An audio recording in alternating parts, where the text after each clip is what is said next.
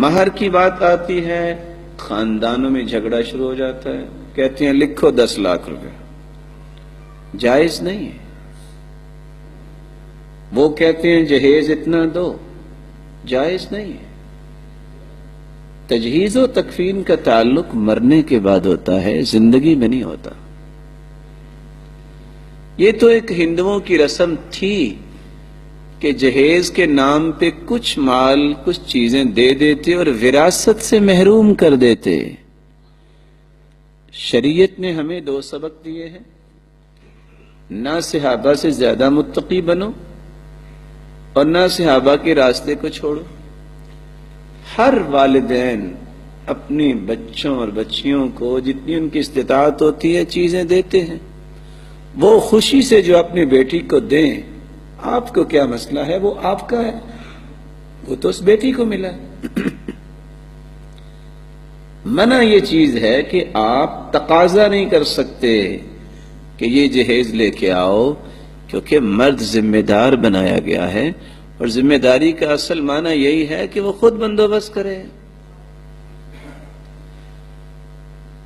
دوسری طرف یہ ہوتا ہے کہ 10 لاکھ مہر ہو اور 20,000 جیب خرچ ہو، اس طرح کے تعقرات میں بہت سارے اچھے رشتے کچل دیے جاتے ہیں، جبکہ نہیں کچلنا چاہیے۔ قرآن یہ کہتا ہے وَعَلَى الْمُوسِعِ قَدَرُ وَعَلَى الْمُقْتِرِ قَدَرُ، جس کے پاس طاقت ہے وہ خزانہ دے دے مہر میں، جس کے پاس طاقت نہیں، کیا مطلب وہ شادی نہ کروائے۔ ایک صحابی آ گئے، کہتے ہیں اللہ کے رسول صلی اللہ علیہ وسلم میری شادی کر دیجیے۔ فرمایا کوئی چیز ہے آپ کے پاس مہر کے لیے؟ کہتے ہیں کچھ نہیں۔ فرمایا التمس ولو خاتما من حدید، کو لوہے کی انگوٹھی تلاش کر کے لے آؤ۔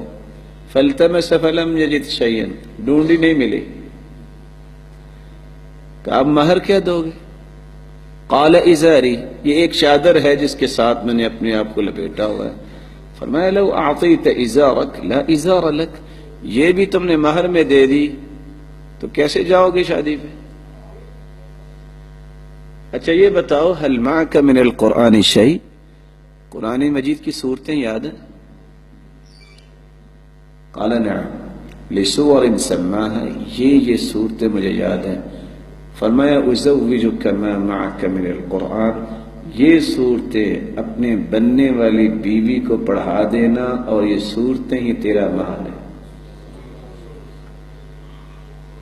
آج خاندان میں سب سے بڑی لڑائی اور فساد اس بات پہ ہوتا ہے، مہر پہ اور جہیز پہ، بلکہ اگر آپ ان دونوں چیزوں کے چھوڑ کے ایک لفظ بول دیں نمائش پہ، تو وہ زیادہ اچھا لفظ ہوگا۔ اسلام کا حسن دیکھیے، صورتیں یاد کروا دو اور نکاح ہو گیا۔